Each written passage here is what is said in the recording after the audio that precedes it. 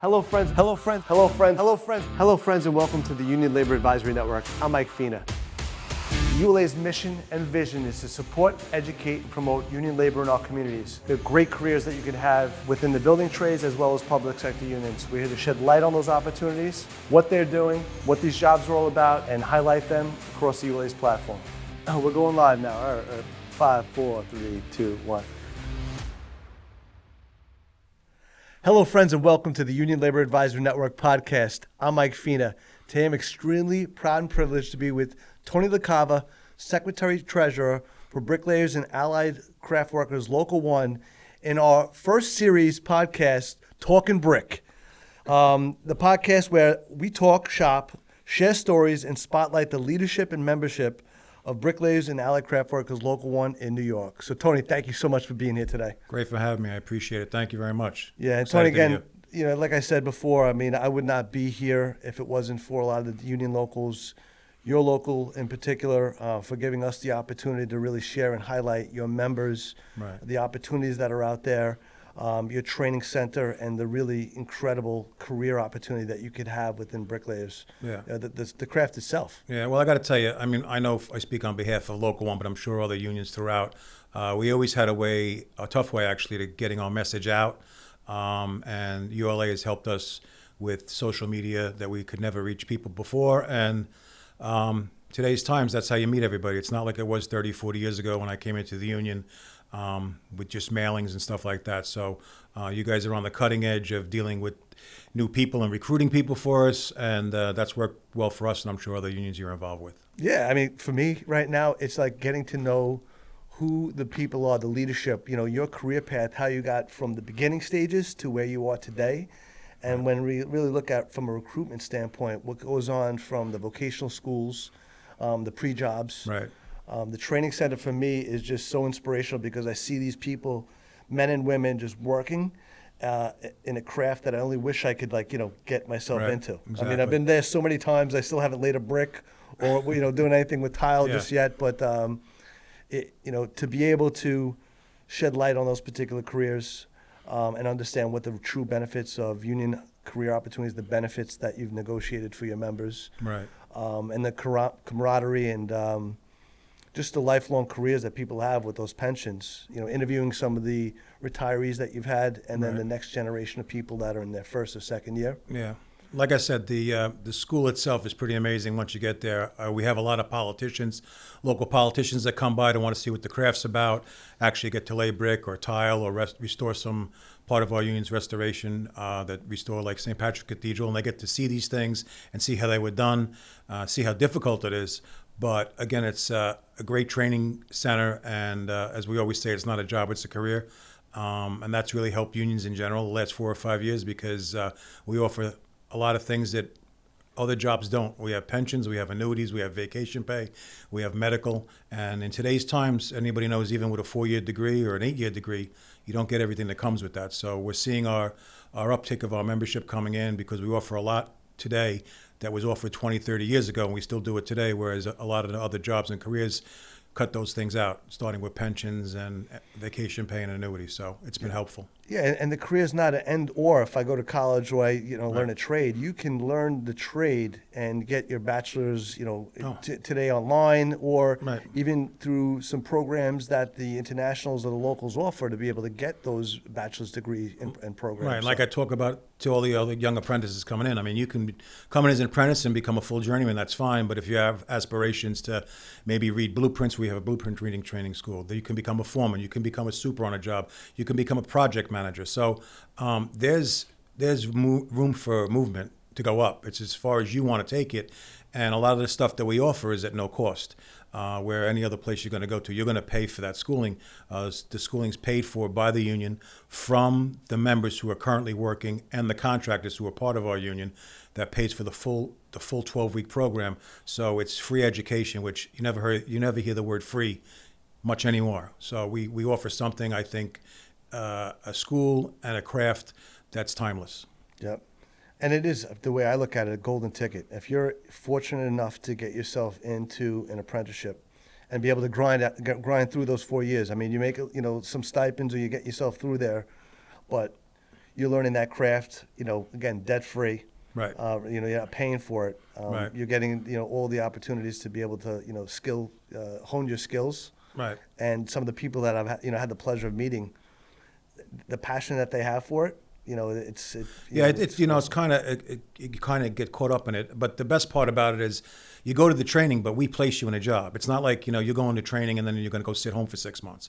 So as you're training, which is a 12-week program, the field reps and all are talking to contractors to see who new guys coming out, and usually by the time you're done, a week before, a week after, you're on the job making money and learning your skill next to journeymen who have been there 20, 30, 40 years. So it's not just that you're getting training and sitting on the side for somebody to call you. So that's why we feel it's not for everybody, but if it's something that you enjoy, it's a great career. And that's why we always say it's not a job, it's a career. It offers a lot of benefits that most people don't have anymore.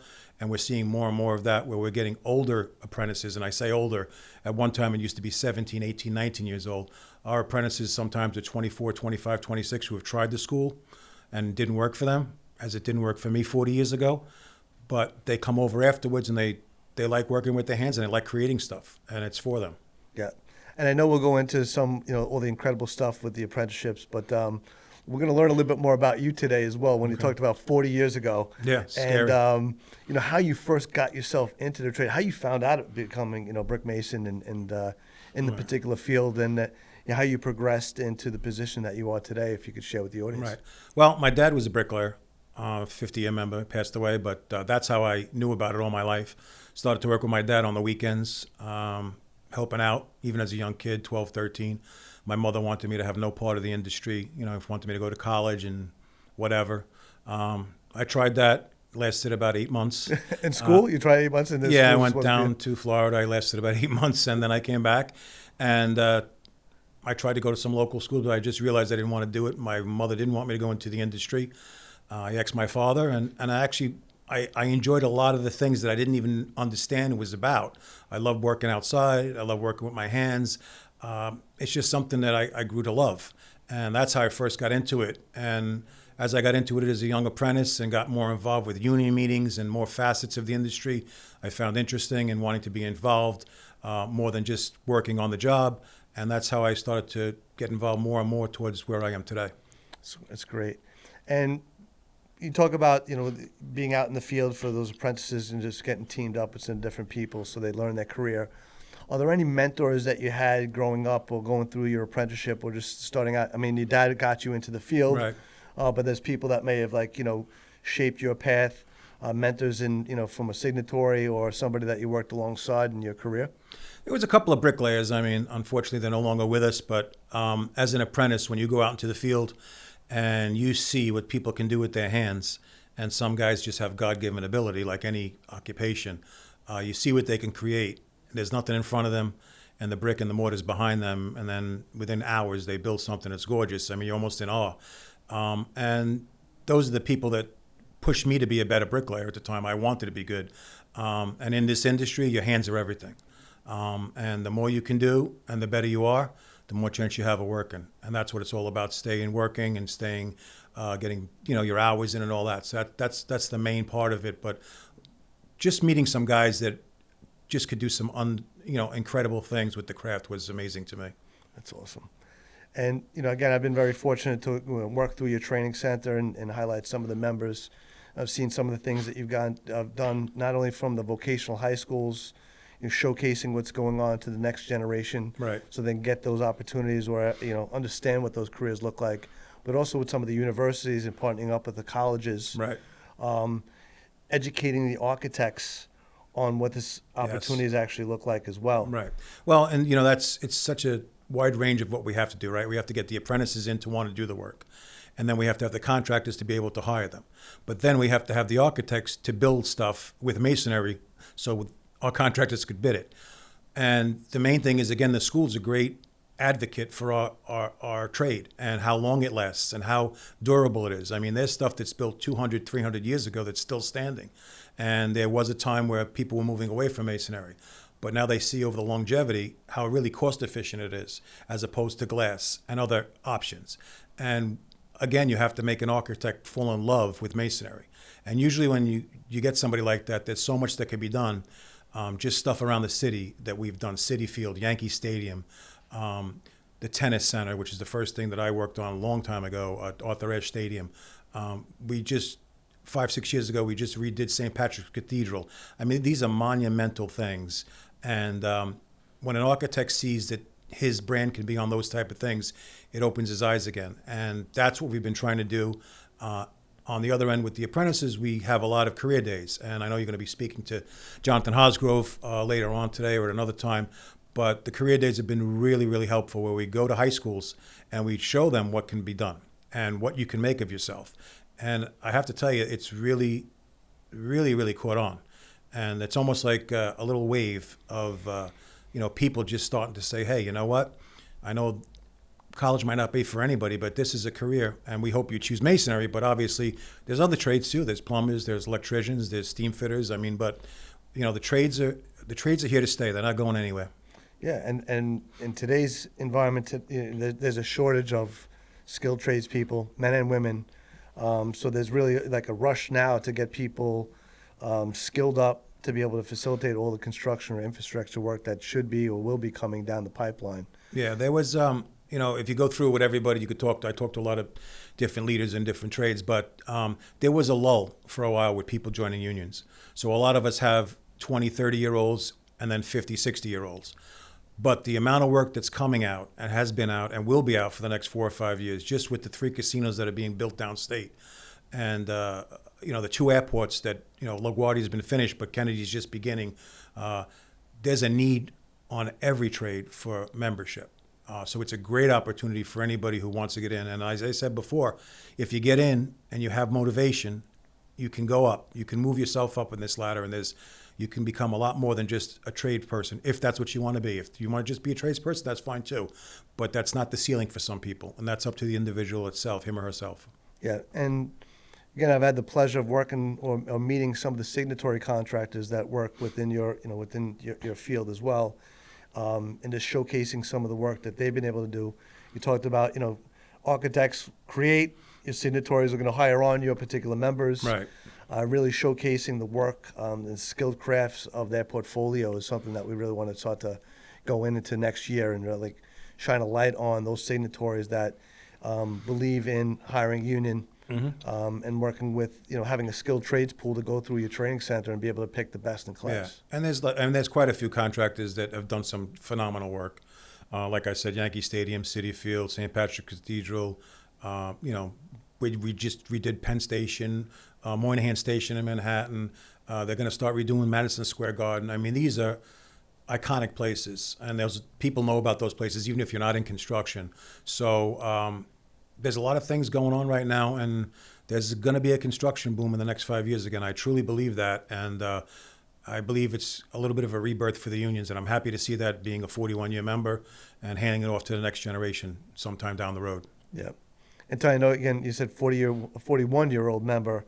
You did progress throughout your career into the position that you are today, and maybe you could elaborate a little bit more from, being, in the field, what led you or pushed you or motivated you to get into more of a leadership type role to support those members and fight for those benefits in a different position that you are today. Yeah. Like I said, it's always been a great benefit and a lot of benefits that come with the package. But as you go to union meetings as an apprentice, basically the first 2 or 3 years, you're supposed to just stay there and listen and absorb, which is fine. You find out as you get older, you learn a lot more by keeping your mouth shut and listening to people before you speak and say the wrong thing. But then when you're allowed to speak at a union meeting, you might have a few views, and if you come across the right way, you can express them. And as I got older and I felt that there was a chance for me to get in one of those positions where I could represent people and people had the same ideas that I had and was the better part for the membership, I ran for some things, and I was lucky enough to get voted in by the membership. And I've always worried about the member. I've been lucky enough and blessed to be on this end for over 25 years.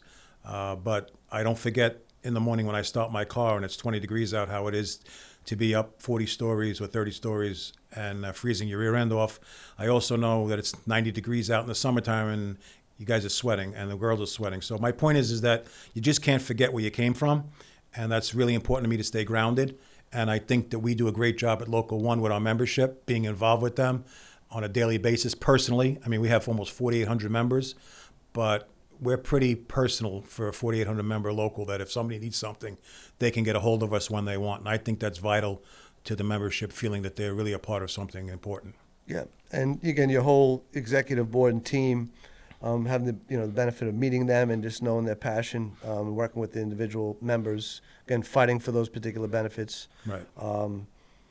It takes a village to like a team Yeah. to be able to facilitate that, especially with 4,800 members. I mean, you become a family, and then everybody has family, and everybody knows you get through people that 30, 40 years, who've had kids, who have grandkids, who've had health issues. So everybody has the same problems. Everybody goes through the same thing, unfortunately, at different stages of their life.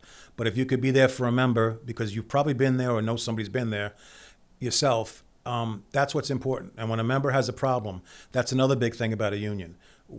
We want them to rely on the union. If they have a personal problem, if they have a health issue problem that they need help with, we want them to feel like they're not alone. And that's really important to me. And I think that's important to every member, knowing that you have somebody behind you, a group of people that'll stand behind you. And that's really what union's based on, right? Union's not based on an individualist. It's based on everybody gets paid the same, all for one and one for all. It's not an individual sport, so to speak. It's a team sport.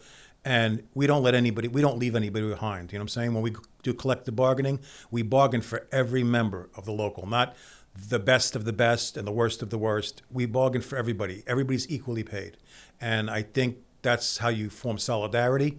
And I think that's something important. And I think in today's times, and they are crazy, I think it's really important. I think people are starting to realize that, you know what, old school's not the worst school. And to have people around you who support you when things are bad, because that's when you need the support. That's when you know you have friends.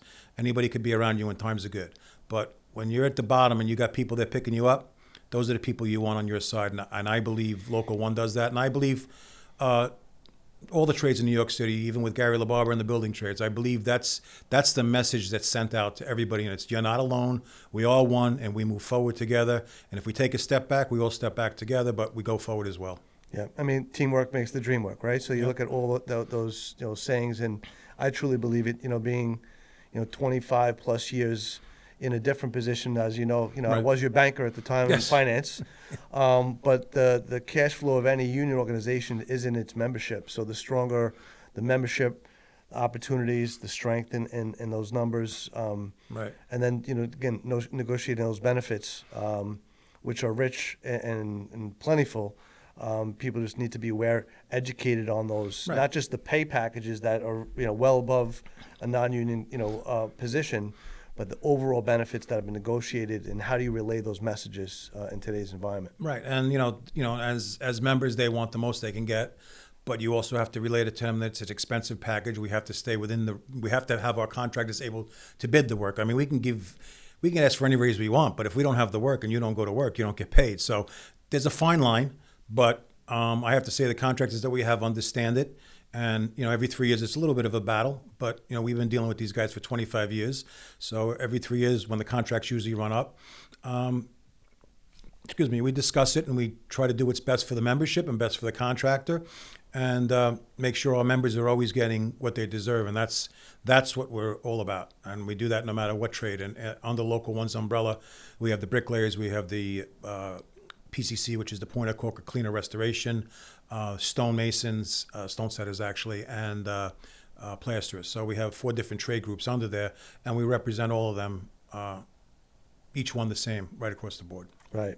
And again, you talked about benefits and some of the things that have been near to me, and I've seen some of the stuff that's been rolling out with the building and construction trades too, is some of these members assistance programs or the EAP programs. Right. Just understanding the trades are not an easy position to be in, but if you are lucky enough and you have the means to be in a position to make that money, Right. and be in the construction field, you can make great money. But there's also the areas where alcoholism, some drug issues that may occur, only because it's a lot of wear and tear on your body as well. Correct. And drug issue and alcoholism is right across the middle America, so it doesn't matter what trade you're in or what profession you're in.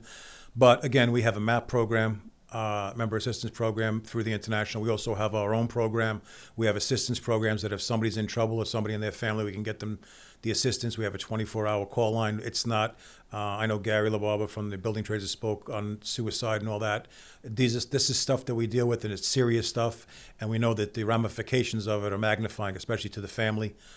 So we do a lot of proactive work where we have classes at the union for once a month for people who need some assistance on certain things or literature on certain things. So we are proactive on telling people, again, we're a family. So if you have a problem, come tell us. We'll try to help you out. If we can't help you out, we might be able to give you a few leads that can help you out.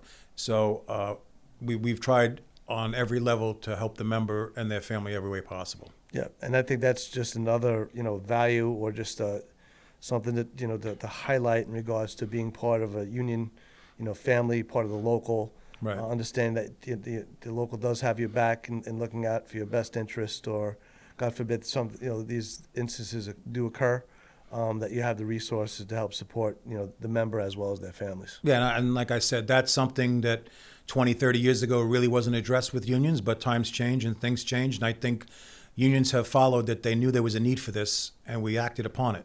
And I could talk all I want about Local 1, but I will say that all the trades have the same similar type programs. And it's important because that's today's times, unfortunately. But it's stuff that we need to deal with and not, bury our heads in the sand and make believe it doesn't exist, because that's not the fact. Unfortunately, we've lost members, members to addiction, and we don't want to see anything more happen like that. So we're doing our best to stay in front of the curve. I'd like to take a quick break to thank our sponsor, Anthem Blue Cross Blue Shield, for all they do to help support, educate, and promote union labor in our communities. I'd like to thank them for all their support and sponsorship. Thank you.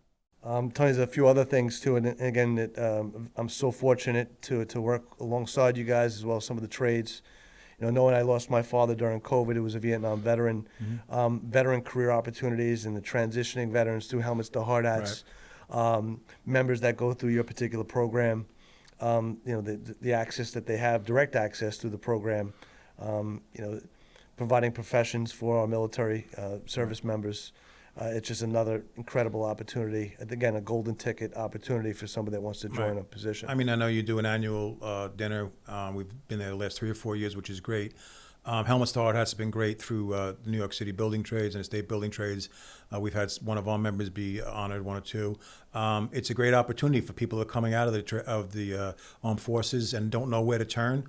It's an opportunity. Again, it's not for everybody, but the more doors you can open and see if you like something, the better off you are. And we give you a chance to see if you like it. And we have plenty of. I know you put out some videos on all the different guys in all different trades that have made a career out of it. And, they're very disciplined coming out of the services, so you have to be a little disciplined in this, which helps. And a lot of them come in and they enjoy it and they make a career out of it. And we're happy to have them, young men and women who have served our country aboard as well. Yeah. Again, just going through my bucket list of questions and things that to Don't ask say you. bucket list. Bucket list. Okay, we're all I don't know. Yeah, we're all getting up there. Well, bucket list. You talk about some of the passions that you have. So elaborate more on the horses. I know you're a big horse fan. Right? All right. I do enjoy the horses. I enjoy the big races. So I've been to a couple of them. I went somewhere last year for first time Kentucky Derby, but. Yeah, that's one of the things I enjoy. But I have friends that are involved with them a little bit. But, the thing, getting back to the business, is that, I'm almost excited, with the young apprentices coming in. I really want them to understand how important it is. And I know, listen, I came in the business when I was 19. So when somebody started talking to me about retirement and pensions, and I looked at them like they had 3 heads, and somebody was next to me. I'm in the business 20 years. I'm going to say to myself, what is this guy doing? And you know what? As you realize and you go on with life, and then, you have kids or get married, you need all these things. It's all important. And as you go through life, all of a sudden you realize when you retire, it's not just Social Security that you hear about. God knows when it's going to end or not end. You have something besides that you can count on. And then you come across people your own age that can't retire, that have to work forever because they don't have any pensions. instead of having an option. A lot of people in the unions have an option to retire because they have a pension. They can stay longer, but they can get out. There's some people that can't get out from whatever they're doing. And if they're not enjoying themselves, that's a hard ticket to swallow, that you have to work till you die. Right. And, and as far as, we talked about earlier with the retirees, I mean, these are guys that are 40, 50, 60, 75-year members, as you know. We had up at Villa Roma for a retiree conference that really were the beginning of the sweat and tears of this local, who put their lives into this local, who've made the pay raises and the wages and the vacations and the annuity what they are today. So we've gotten some of those guys together once a year, and their families, if they're still living, wives or husbands, and we try to give something back to the retirees, because that's what it was built on. And like I said, all the apprentices today might be thinking I'm talking out of the side of my mouth, but they're going to be here one day. If they stick it out, they're going to be here. And I just want the apprentices to realize it's not a job, not the easiest job. And when you're an apprentice, it's not the easiest thing to go through. And I can look in the camera and tell them the same thing. When you go through your apprenticeship and then you go on the job, the first year or two might not be the greatest, but if you can push through, you have something. It's important. Yeah, and again, these mediums that we talk about today, social media, how we can get that message across versus, just putting out things. Night and day. I mean, now we have the ability to really share those stories and people that, have that inspiration. There's people out there that have a story that could, inspire millions of people, and bringing light to that, highlighting your members, those retirees. Yeah, and I just saw today on some Instagram, you had a couple of clips from when we were up there about guys, 40, 50, 60-year guy members and stuff like that. And, maybe an apprentice clicking on that, didn't realize the guy worked somewhere. The guy's been in the same trade that he's in. And, I think it's important. I really do. I think it's important. And I think young people seeing older people, like you had Fred Stack. I'll just use him. He's retired 22 years. Yep. He's been collecting a pension for 22 years. God bless him and his family. And he worked 45 years of his life. He's 67 years old. He's a rock star. Yeah, and you know what? Somebody who's 20 could say, you know what? This guy did pretty well for himself. And that's what we want people to understand. And that's what we want people to realize. And that's why I'm excited about the influx of kids.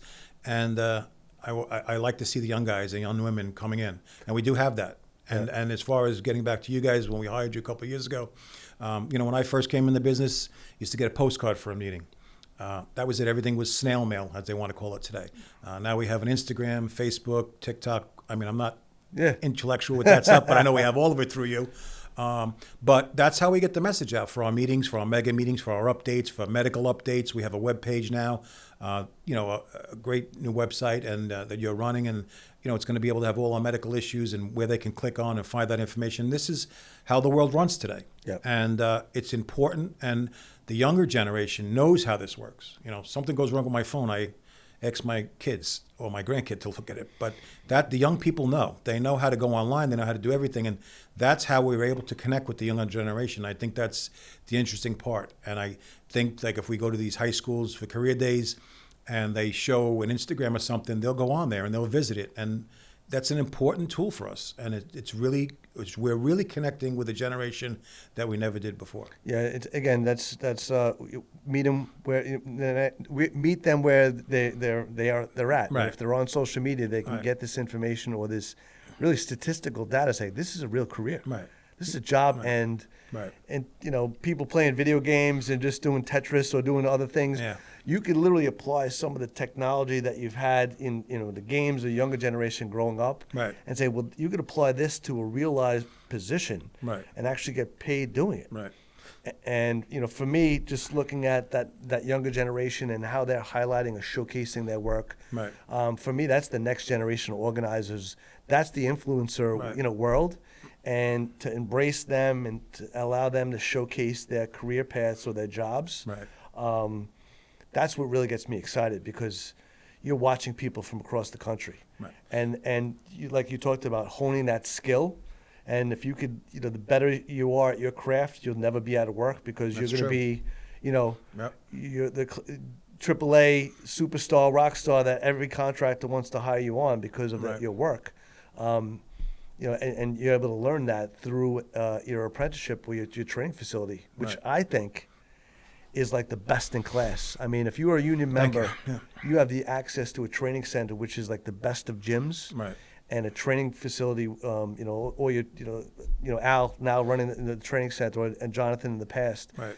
inspiring or making sure that they have all the safety features or the certifications that are out there to make sure they're safe, well-trained, and representing your local as well as themselves in the best way with their contractors. And as you know, like every 3 years, we have a national contest, which you've been involved in. So this past year, we just went to Detroit for the finals, but you've gotten to see the kids that work in Long Island City, and then they had a regional in Atlantic City that you were there for, and then you see the people from all over the country. And no matter who wins, you see some of the amazing hands. And I say this from the day I started, your hands in this business are your most important thing. This is what makes you money. And when you get to see young kids in a forum where they're taking a national contest on, where there's literally, as you know, because you've been there filming, hundreds of people in an auditorium watching them build something, which is a tremendous amount of pressure under time constraints, and see the way they produce, it's pretty amazing that they're, 18, 19, 20 years old. And you've been there and you've seen how it is, and it's pretty extraordinary. And that's what gives me great joy too, to see throughout the country. You might see somebody from Washington State or somebody from Arizona or somebody from Florida, but you know what? It's still a brick, it's still a block, it's still, whatever you're doing, and people all over the country are doing it and doing it well. Yeah. So it's interesting. So we have that every 3 years. It's cool, and it keeps everybody connected. I mean, now all of a sudden, where you feel it might be siloed with the contractor, the people that you work with. Now it opens up doors to say, I have a brother or sister across the country. Right. We have the same trade, the same craft, and again, these positions are transferable, right? I mean, again, 100%. You want to have your members all working with Local 1, but there's a Local 1 on the West Coast. You're North America. I mean, you can work throughout Canada and the United States if you choose to move or work somewhere for a while. But, the best part about it, the contests are too, with the younger generation. Years ago, you went to the contest, you said hello and goodbye, and you never took anybody's phone number. Nobody even had cell phones when I started, but I'm really dating myself. But, you go to the contest now and whatever they do, and all of a sudden, somebody could be on the West Coast and you're on the East Coast, and you could talk to them all the time and whatever, and they create contact, and then, the International has a lot of great programs where they go for, organizing and different stuff where people from all over the country come together. So they do meet up from time to time. And then if people get more involved on a leadership level, somebody that you started with who was in, St. Louis and you were in New York, all of a sudden you might meet at conferences throughout the country. And it's the camaraderie, again, that is important. And, we have Tim Driscoll, who is our president of the International, and Jerry Sullivan, Jr., who is a secretary-treasurer, who was once the president of Local 1 New York, running our international union out of Washington. And they're both great leaders, and they both represent the men. And they're another two guys that I don't care where you're from, you call them, they pick up the phone, which is extraordinary, Yep. With 100,000 members. Just think about a company that had 100,000 people, and if you worked in the mailroom, you wanted to talk to the CEO, see how your phone call would go through. But I know that people that have called them and needed them, if they weren't there to answer, they got back to them. And that's a trickle-down effect, what we try to do locally here, too. Yeah, I mean, Jerry and Aces, I had the privilege of knowing him, too, coming out of New York, and then Tim meeting him at some of these conferences and events. Yeah. I mean, salt of the earth down to, Yep. really just people that you could reach out to and have a conversation with, which is just really, great. And, the whole thing, too, and even Tim, everybody was a bricklayer or a PCC. Everybody worked with their hands. We're not people that just came in that, running something. We had nothing about the trade. So we know the bad parts of the trade. We know the difficult parts of the trade. We know, the layoffs when you get laid off. We know the days that you miss because of rain, sleet, snow, or whatever, or lack of work. So we've been there through everything.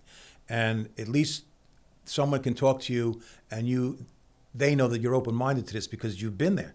And, a lot of people, see us in the positions now, but we all started out the same as apprentices somewhere. Tim out of Boston, Jerry out of New York. I mean, all started as an apprentice. That's how you start in this business. Everybody starts at the bottom. Yeah. Where you go, it's up to you. Exactly. It's up to you. Yep. You talked about just the solidarity of the connections as well. And, I've watched working with a few different trades, some of the clubs that have been established to even bring people tighter, connected. Yeah.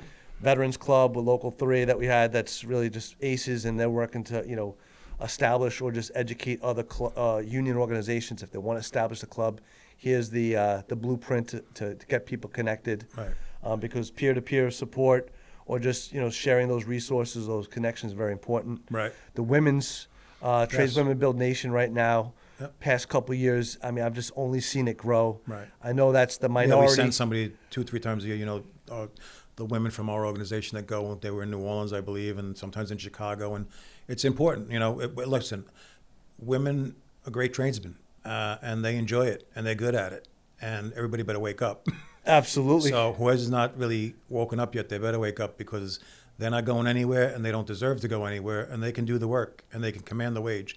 And I've told everybody from day one, when I was a bricklayer, an investigator for the funds, a business agent, no contractor cares what color, how tall, how short. If you can produce and produce a quality product, you stay working. Yep. That's the bottom line. If you can produce, no matter who you are, what you are, you stay. And that's just the nature of the business. Yeah. And the women have come a long way in this organization. I give them credit, and we're happy to have them. And it only makes us stronger. And the union's all about strength. And you know what? There's some women that are incredible tradesmen, and now they're starting to get into leadership roles, and rightly so. And that's the way it should be. Absolutely. And some of the women that I've had the pleasure of meeting are so vocal. Yes. And they're very connected, and They're they want to connected, share and their stories. they're very big on when we have picket lines or we have demonstrations, which is important as a union member too. They're right there, and that's what's important. Like I said, that's when you could tell when you're a good union member.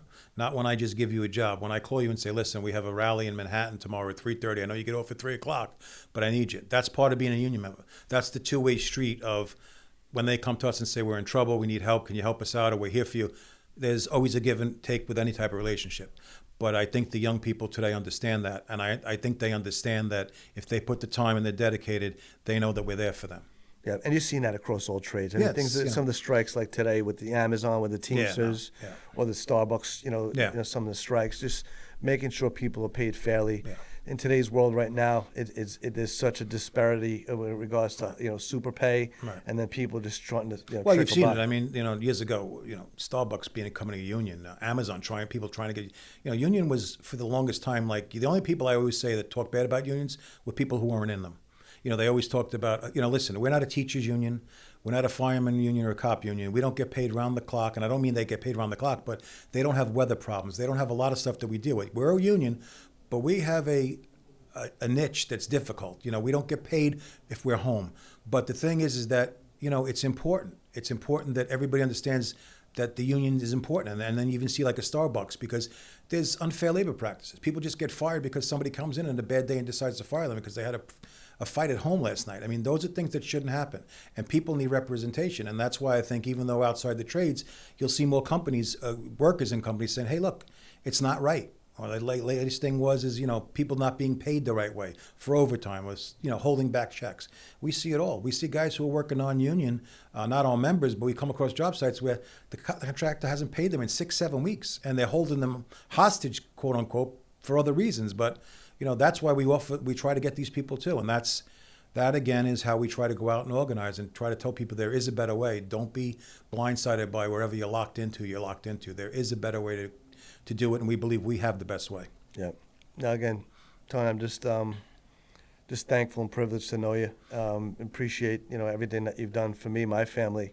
Again, I'm not a card-carrying union member, but I work right alongside you, and I wish if I could do it all over again. Yeah. I would have had a pension. We're great. I mean, you and Steph are great, and Jack and Jonathan and Local 7, Billy and Maddie, and I mean, you've helped so many unions get the word out there, which is huge.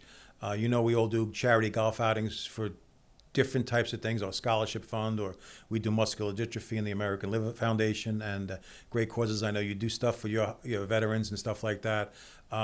Union people are pretty good-hearted people, and we're pretty generous, and we want to give back to the community. We believe that's really important to give back to the community. And like I said, we have union meetings and we have barbecues in the summertime for the membership, and those are some of the best times because you know what? Everybody just hangs out, and whether you're the president of the local or you're an apprentice, you're still eating and having something to drink and talking to each other, and I think that's important. I don't believe in our union I hate the word segregation, but I mean there's a disconnect. It's a better word. I don't think there's a disconnect from a member to the executive board. I really don't. I think when we have union meetings, we come out in the middle of the union meeting, talk to everybody. How's your family? How's your kids? Everybody all right? You have grandkids yet? So I don't think anybody is put off by us. We don't walk around with attitudes and airs. Again, I'll go back to it because we've been there. We've all been there on the other side of that. We've all been there when you're struggling to pay the mortgage. We've all been there when the doctor visits get out of control. We've all been there when somebody's sick at home. And I think that that's, as a leader, I base my life on the fact, not forgetting about where I came from and the tough times that I had and got through with the help of the union. And I think that's important, that you just pay it back or pay it forward, or I don't know how you want to say it today, but I'm getting up there in years, and some of the guys on the executive board, but we want the next generation to continue with the same compassion and care for their membership when we're gone. And if we do that, then we do our job. It's great. Well, Tony, again, I just want to thank you for everything that you've done for me, my family, for all your members. Again, the mega meeting, you could see, it seems like it's getting bigger every year. We're gonna have to get a bigger place, but that's great. I mean, and like I said, that shows you that there is commitment there. We had guys on a Saturday. We should do it on a Saturday. We had a hall on. We've always had it on Queens Boulevard. You've outgrown that hall. We're gonna have to get a bigger venue next year, but that's a good thing. And I just say to everybody out there that I work looks plentiful, and I'm hoping that the years to come are going to be plentiful for everybody, and we're looking to get more people involved. And I'm thank you and Steph for helping us and getting, again, something like we would never do. We would never have this access to get out. And, if somebody listens to this a little bit and piques their interest, that's what we're interested in. Yeah, my job right now is to make sure people are aware of these opportunities and showcasing that training center, which I'm extremely proud to go through. It just gets me excited every time I see the trainers. Right. And then, those members just learning a craft that they're going to be able to utilize for the rest of their life. So, again, like I said, the world's their oyster if they choose to take advantage of all these opportunities. Yeah. And then positions can transition into a leadership role like you have, or even work for a signatory or become a project manager or all these so other many roles different in-house. avenues. Supers. I mean, I have a friend of mine that's a head foreman now at JFK Airport. He's doing has a good career, but we all started out together the same, taking the coffee order for the journeyman when we were apprentices. Exactly. And getting beat out of money every day. That's how everybody starts. You always come up short to the coffee guy, but that's the way it was. Yeah. Start that way and you work your way up to the top, hopefully. Oh, man. So. Again, thanks for everything, Tony. Thanks for sitting down with us today, giving some insight about, your career and then everything that's going on with Local 1, Bricklayers. Just, again, proud to, promote the craft, the trade, and then bring people through that training center to make sure that they're aware of what these opportunities and careers can look like. No, I appreciate you having me. And like I said, for everybody out there, it's something to maybe look into if you're interested. I don't think you'll be disappointed. And I think it's a possible career choice that you might be very well interested in if that's something that you think might interest you. And thanks for having me. I appreciate it. You got it, Tony. So, again, for everybody, that wraps up this episode of Talking Brick with Tony LaCava and Bricklayers Local 1. If you're interested in a career in the unionized construction trades, want to learn more about apprenticeship opportunities, or just want to support the men and women building our city, be sure to follow, subscribe, and like to our ULA Network.com, and go and subscribe and follow BACLocal1NY.org is their Instagram page and their website, their website, to learn a little bit more about what these career opportunities can look like and how to get yourself into an opportunity as an apprentice or pre-job within the local. So thanks for joining us, and tune in for the next one. Thank you.